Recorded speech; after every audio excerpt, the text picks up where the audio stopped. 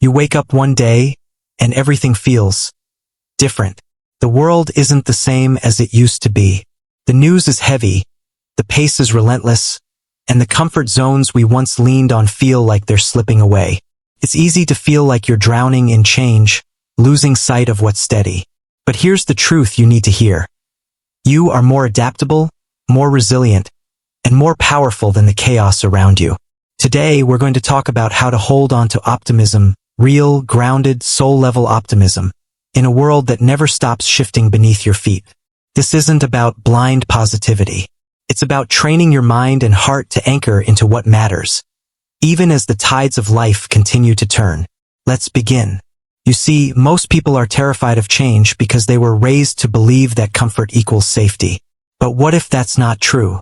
What if clinging to what's familiar is the very thing holding us back from becoming who we're meant to be? The problem isn't the change, it's our resistance to it. Life evolves, people shift, circumstances unfold in ways we didn't ask for. But the most resilient, the most fulfilled among us, are the ones who choose to grow with it instead of fighting against it. They see change not as a threat but as an invitation. An invitation to shed what no longer fits, to question old beliefs, to rediscover purpose.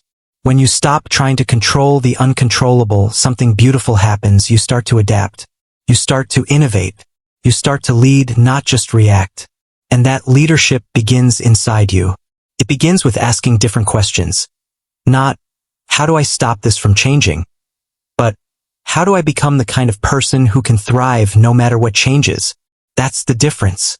That's what keeps us optimistic, knowing that even in the chaos, we are capable of choosing growth, of choosing to become. We lose hope when we feel like everything is out of our hands. That's the mental trap. It makes us think we're passengers in our own story. But we're not. The human brain craves agency. It needs to feel like it matters, like its decisions make a difference. When the world feels too big or overwhelming, the smartest thing you can do is zoom in. Find the smallest, simplest action that brings you clarity, or kindness, or momentum. Maybe it's the way you start your morning. Maybe it's how you speak to yourself when you mess up. Maybe it's the courage to say no when something doesn't feel right. These micro decisions, they build the architecture of optimism. They remind your mind that you're still the one driving. That's where energy comes from. That's where confidence grows. When you take ownership of even the smallest part of your day, you're no longer a victim of the world's unpredictability. You're an active participant, shaping the tone of your life one conscious choice at a time. Everything we consume influences how we think, how we feel, how we act. And yet, we rarely pause to audit what we're feeding our minds.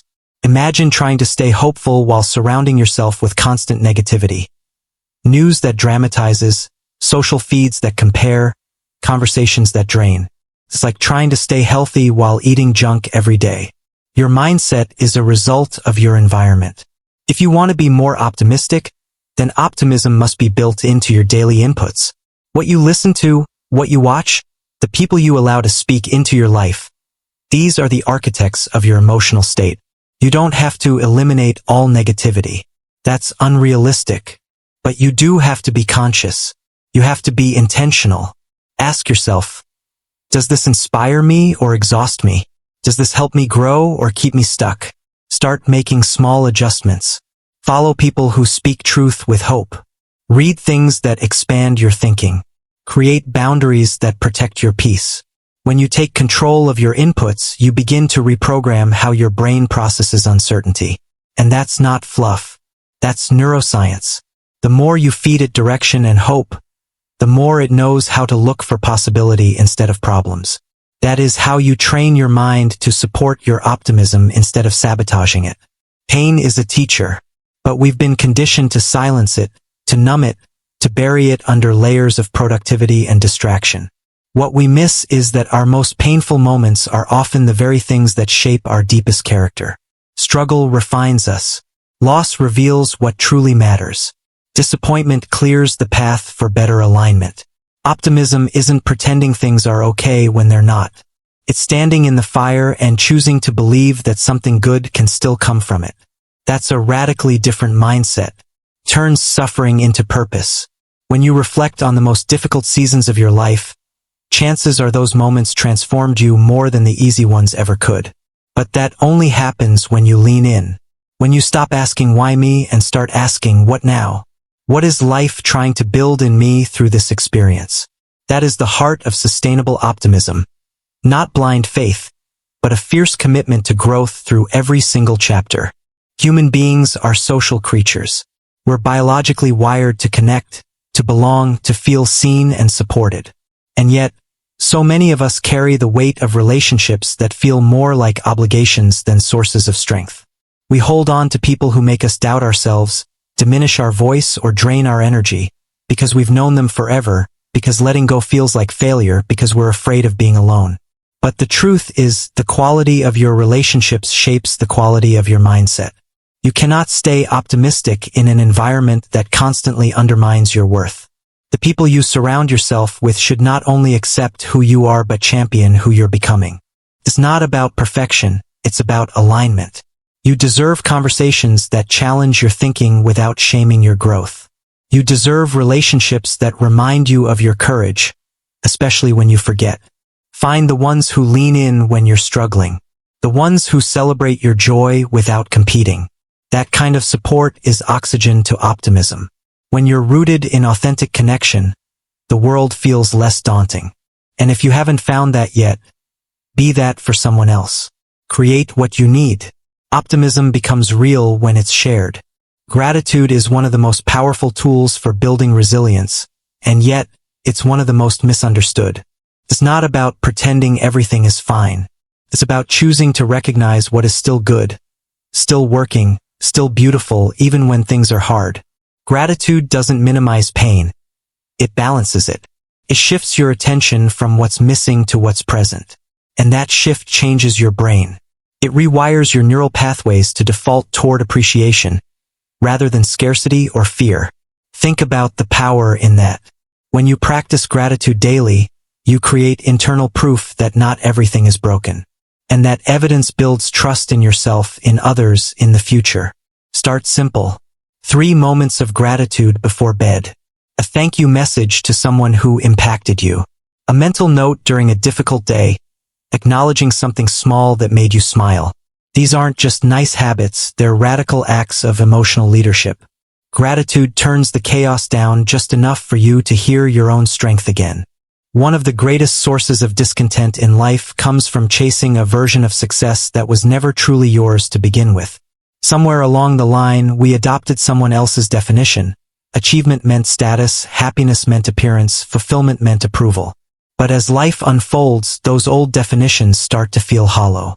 The metrics that once motivated you no longer satisfy you. And that's not failure, that's evolution. Growth requires a redefinition of what matters.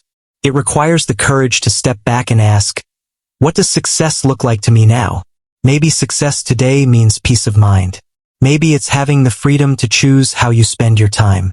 Maybe it's nurturing deep, meaningful relationships, or finally having the strength to walk away from things that don't align with your values.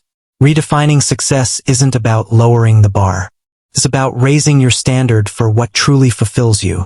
It's about trading shallow validation for deep purpose. And the moment you do that, something shifts. You stop running someone else's race. You start living with intention.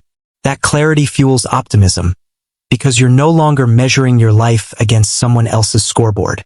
You're creating a game worth playing, one that reflects who you really are. Hope isn't found in the present moment. It's created by the vision you carry for the future.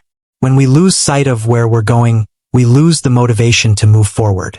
The most powerful people aren't the ones who have it all figured out. They're the ones who refuse to give up on the idea that something better is still possible. You need a vision that's bigger than your fear, something that pulls you forward when life tries to push you down. And that vision doesn't need to be grand or dramatic. It just needs to be honest. What do you want your life to feel like? What kind of impact do you want to leave behind? What kind of legacy are you quietly building in your daily choices? Vision gives meaning to struggle. It gives direction to chaos. When you anchor yourself in a future you believe in, you create the emotional momentum needed to stay hopeful, even when the world doesn't make it easy. That's not fantasy. That's leadership. That's optimism in action.